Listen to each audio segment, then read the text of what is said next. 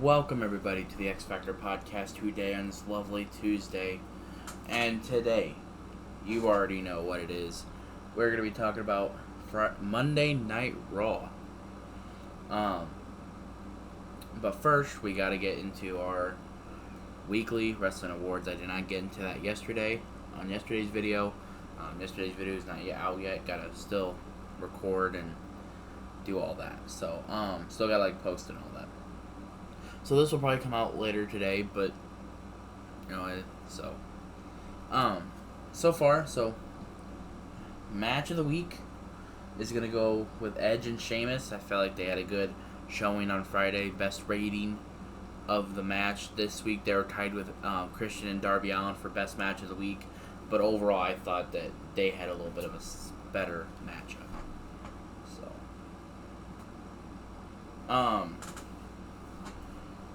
women's match of the week, I'm going to go Willow Nightingale versus Diamante on Collision this past week. I feel like they had another great showing for Diamante. Diamante's one of those that are coming out of Ring of Honor that's really trying to prove herself now on the Collision roster now, so hopefully that goes all well and dandy.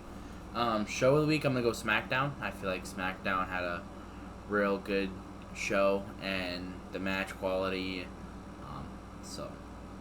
And then male wrestler of the week, I'm going to go with Edge for potentially his final wrestling match in WWE. So, big round of applause for Edge. And then Julia, the New Japan Strong Women's Champion, will win Women's Wrestler of the Week for her win against Deonna Purrazzo, Giselle Shaw, and I can't remember the other woman, in a fatal 4-way.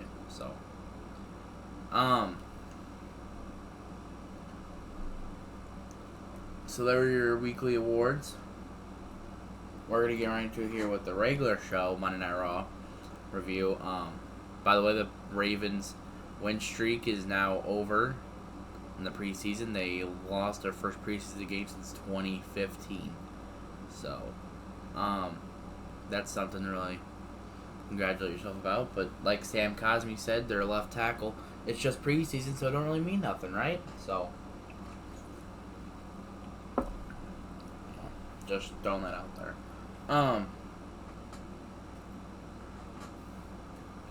The start was Sami Zayn. He came out probably about 9 minutes of... It was probably 9 minutes of actual chants and Sammy just standing there. It was just Sammy, there and telling him welcome to Raw, and then Judgment Day comes out, about ready to take Sammy on, and Sammy's like, well, you really think I'd come here alone? Boom. Kevin Owens returns. He made his return in a dark match during last week on SmackDown. He is now officially back. So that is a good thing to see there.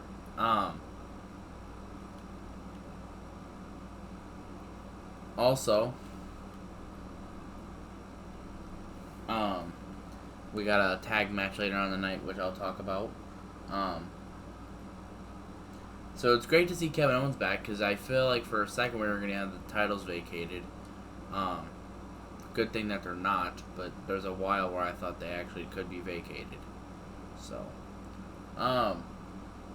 New Day versus Riddle and Drew McIntyre. McGriddle or McRiddle.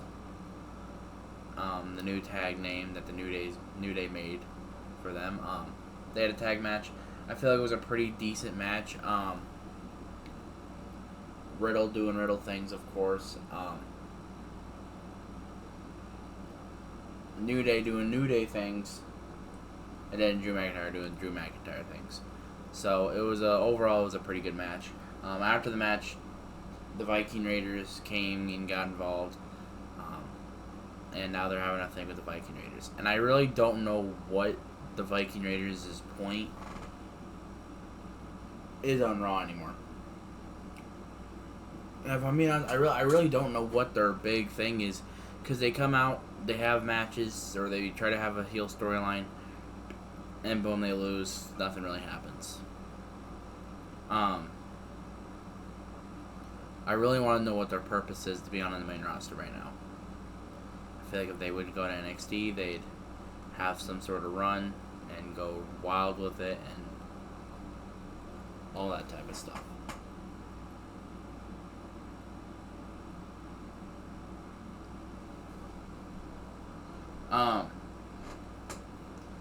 So that all happened, and Drew tried telling Riddle that right now is not the best time for him to be in a tag team. So obviously they're planting the seeds for Drew to go against Riddle. But I really think that would just make Drew a better babyface, I think. But I don't know.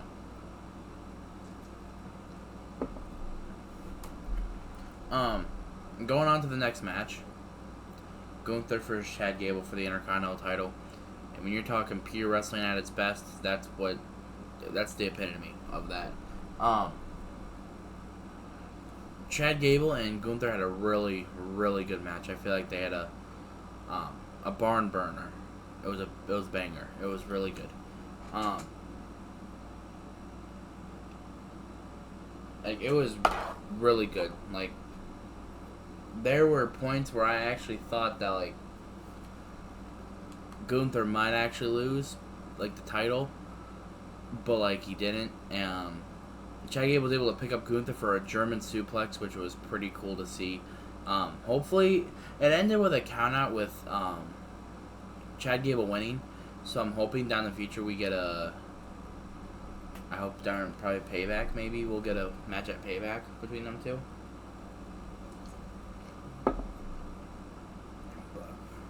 That's what. And like, imagine being like an Iron Man match or something. That'd be amazing. But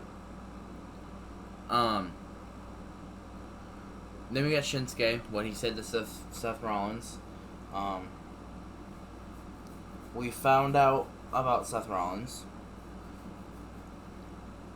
Shinsuke told him he knew his weakness. He knew his back was broken. Everywhere he goes, he's in pain. Anytime he has success, he knows he's still in pain. When he holds his child, he's in pain. When he's around Becky, he's in pain. When he's in pain everywhere. So, and having Shinsuke talk in like his Japanese language and being a heel, it's perfect because he can talk on the mic, but it took like Dodie like years to figure that out. His first heel run was not that great. This run, we're 2 weeks in and I'm already like hooked on it. Like 2 or 3 weeks in and I'm already hooked on it, you know what I mean?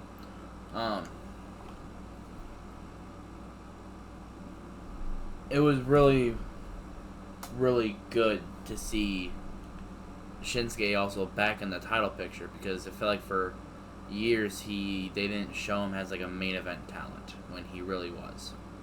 So, Rhea Ripley versus Candice LeRae. Nothing happened. It was like 1 minute and like 2 seconds, which I'll be getting into this little rant in just a second here. When I talk about Piper Niven and Chelsea Green versus Katana Chance and Candy Carter. But, that's all that really happened. It was very bad. You know, very short, very bad. And I know people want to sit there and say, people can sit there and say what they want about Rhea Ripley. You know, either she's a bad champion or a good champion. I'm in the neutral because I get what Dodie's trying to do, but the fans don't like it because they want to make her the most. And I even said when she won that title, she is going to be the most dominant champion in women's history. And, well, look what they're doing. They're making her the most dominant champion in history. Where she's just squashing people, that's not how it should end.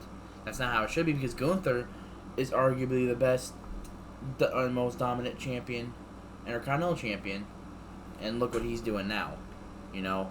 So I would like to see some, you know, longer matches, but it's like hard when half of the people on the women's roster they don't really show.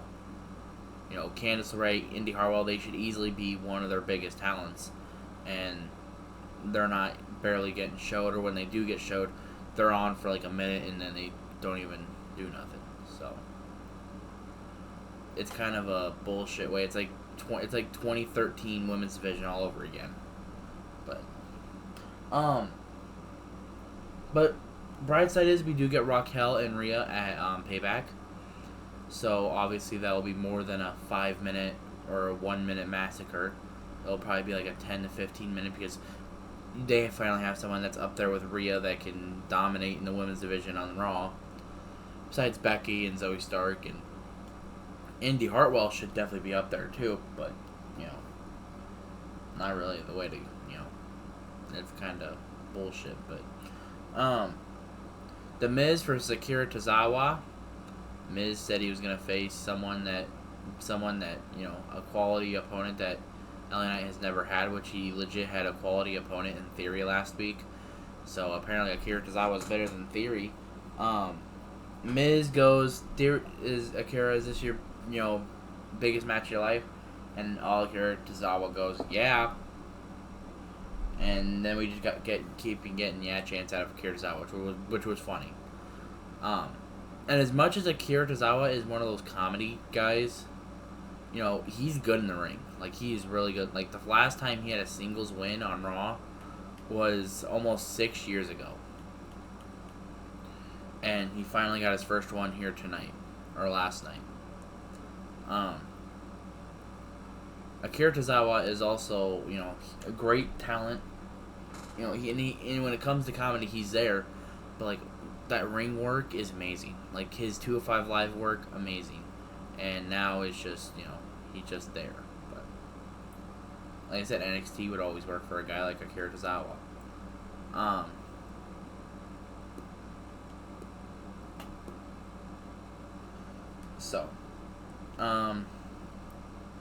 Becky and Trish got a segment. Let's just say it was awful. This rivalry has, like, match-wise hasn't been the greatest. The segments haven't been the greatest. I really don't know what they see in this and keep going. And thank God it's finishing at Payback because... And the thing is, it's not even Becky's fault. Like, Becky is not the best on the mic, but in ring, she could, like, go, And since this whole thing with Trish, I think it's kind of hurting Becky's career just a little bit because of Trish. And Trish, she's not as good in the ring. On the mic, she's awful, which I don't remember her being that awful back then, but also back then you were able to say whatever you want, So,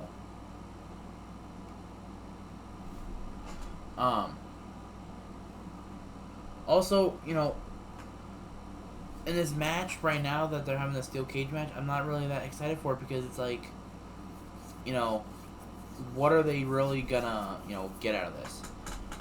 Because Trish has never been in a steel cage, so you don't know what you're gonna really get out of that. But also,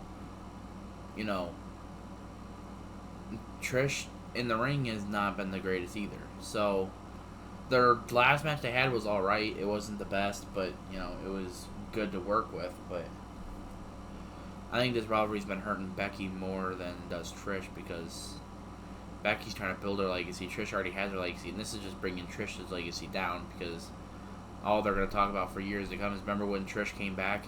Yeah, me neither. It was awful. But I do like the effort that they're trying. They are trying to make this good, but it's just not been the best. Now we get into Piper Niven, Time Chance, Kenny Carter. Like I said, another short match that ended with Chelsea Green and Piper Niven winning, which I like to see. I like this couple that they got going on here with Piper Niven and Chelsea Green. I feel like it's gonna shake up the women's tag division. Maybe we'll get some Isla Dawn, Alba Fire in there. My problem is how long the match was.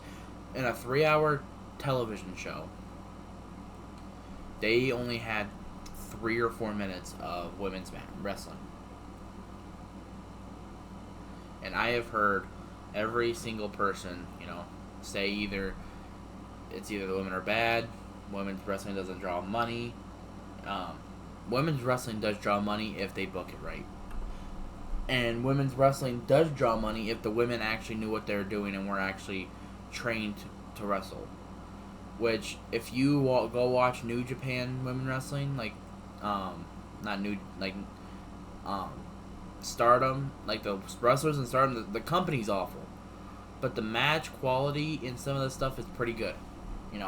When you go watch, like, Impact, most of their matches are pretty good. And in AEW, some of their matches are alright, but you still get that little bit of slop in there with Britt and Saraya, but to me, I just think they're just bad in general, but it's like, if you book them right, and they actually know how to wrestle, and know, like, why do people think that Charlotte has been where she is today? Because she's one of the only ones that would be able to sit there and carry them. Becky, Sasha, Bayley, they've been able to do it. But Charlotte, when you want like some quality stuff out of Charlotte, you're gonna get quality stuff out of Charlotte.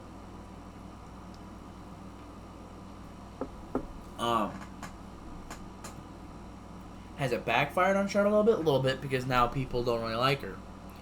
But if they don't trust some of their women wrestlers to have a good match, then why do you even want to show them? Why do you have them come into the main roster? Like, there's a lot of women on the main roster that need to go back to NXT and get some training. Because you can look at that NXT roster and they're all talented. They're all actually good in the ring. Most of them are. Some of them on the main roster are not that good. And I might get some hate for it, but Liv Morgan, she's alright. She's not the best in the ring. Promos kind of cringe.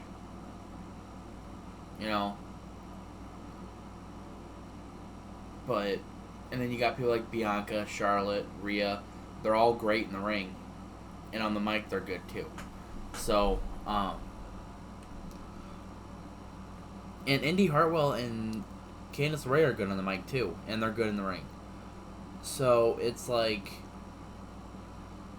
why don't they show people like them? Katana Chance, Kenny Carter. We've seen their stuff at NXT. They're amazing at what they do. But at the end of the day, it's just be like, what the hell? And people are already saying that Vince should go back to booking stuff, when that is far from the truth.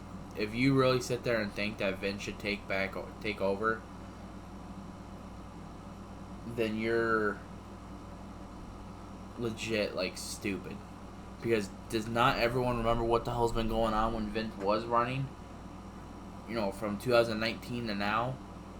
It was awful. And I quit watching in 2019.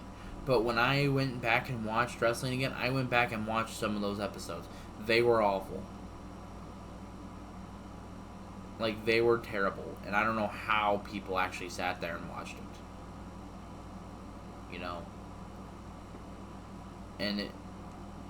So, Triple H taking over was the best thing. Triple H needs to stay where he is. I just feel like he is running he's running 2 shows.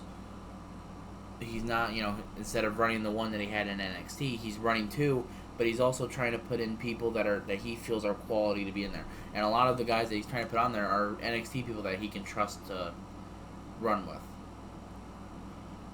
And also, injuries have killed the women's division too, as of late. Injuries and people, the pregnancy rate, going up, but you can't really blame pregnancy. Injuries, those are like, you can't expect that to happen. Pregnancy is something you can expect, but they still come back, like nothing happened. Injuries, on the other hand, you can come back and, like, not be the same wrestler. So, but 3 minutes in a 3-hour show of wrestling for women's wrestling is awful, and they really need to check to see what they're doing there. So, and then we got Seth Rollins segment, talking about what Shinsuke said. Um,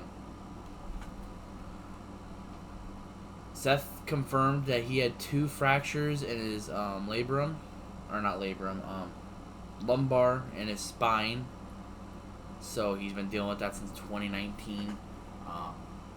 He doesn't know how long he can go before his body actually tries falling apart on him. That's a thing. That's a hard thing to say when you've watched this guy legit grow in front of you, because like he was like in his early 20s when he started, and so he pretty much grew up in front of us, and we've got to see him develop and be one of the best stars in WWE. Like same with Roman Reigns and Moxley too. Like we watched these 3 grow and grow and grow, and now we're 10 years ahead of time.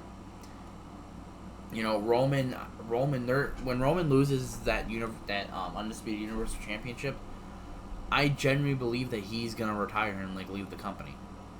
Like he's just gonna go on and do movies, because what he's gonna sit there and say like, what else do I need to do?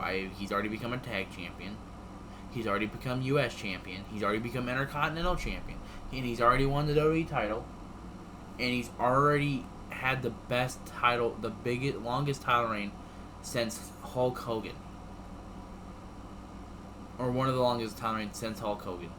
So you can sit there and say, what else do you really need to do? There's not much you can really do. The only thing he won't have under his back was a King of the Ring or Money in the Bank, which that's not really gonna hurt him. Because we're still, and he's gonna tie Hulk Hogan this year with the most WrestleMania main events. So he could sit there and be like, what else is there to do? There's not much you can do left. You've done pretty much everything you can. You're one of the biggest stars in the company. You're gonna, you're just gonna, retire and go. Moxley, I feel like he's just gonna wrestle until his body like legit comes out of him. Mox, I think, his love for wrestling is something that you've never really seen before. He's really passionate about what he does, especially when it comes to deathmatch wrestling. So I feel like the only way he's gonna stop is if he has to, or if he's in a wheelchair. So, and then Seth, I feel the same way. Seth is gonna be in a wheelchair before he stops wrestling. I think the best advice I can give for Seth, which I've never had a broken back, so I don't want to know, but the best thing I think would, get your surgery and take time off.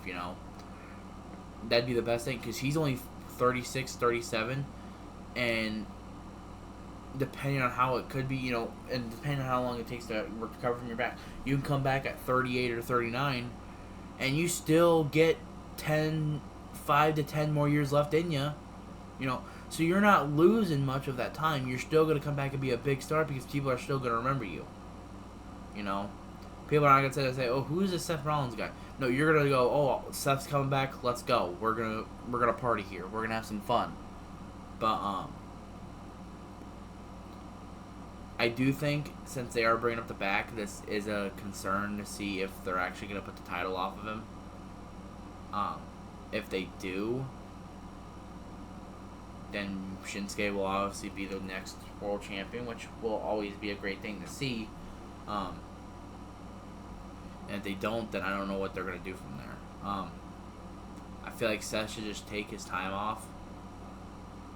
Let him recover, let him heal up, so when he comes back, he is able to do, his regular old Seth Rollins stuff.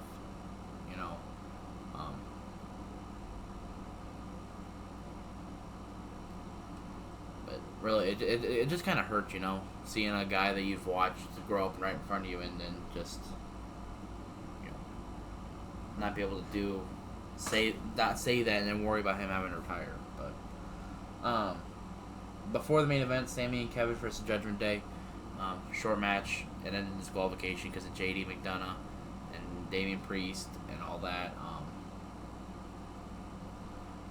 And Cody Rhodes came out, had a 6-man match, and the 6-man match I thought was a pretty good match. I just want to know, when are we going to get some shake-up here in the main event scene? When are we going to get something other than a 6-man tag with Judgment Day, or a tag team match with Judgment Day? I feel like Gunther and Chad should have probably been the main event. And and I read some on Twitter last night. People said, where are the episodes where you come off a cliffhanger, or what happens when you come off of a spot where you don't know what's gonna happen next, where you gotta tune in next week. The last time we got that was 2 weeks ago with Shinsuke, when Shinsuke turned heel. That's the last time we got it. Otherwise, it's been the same stuff every single week. And this week it was just pretty much like a home, pretty much just like a comeback for Kevin and Sammy. So, which is love to see them back in their home and all that, but we need to start switching stuff up a little bit. But that's all I got for y'all today. Y'all stay blessed. Stay tuned for the next episode tomorrow, which I'll be talking about NXT. Coming soon, I'll be getting my NFL records prediction and playoffs prediction. Y'all wanna stay tuned for that. That'll be coming out soon on this channel. Remember, if you have any hot takes on professional wrestling or football of college or NFL, let me know in the comments down below. Or if there's a certain person you want me to look up and review, I will do that as well. So, y'all stay tuned and stay blessed.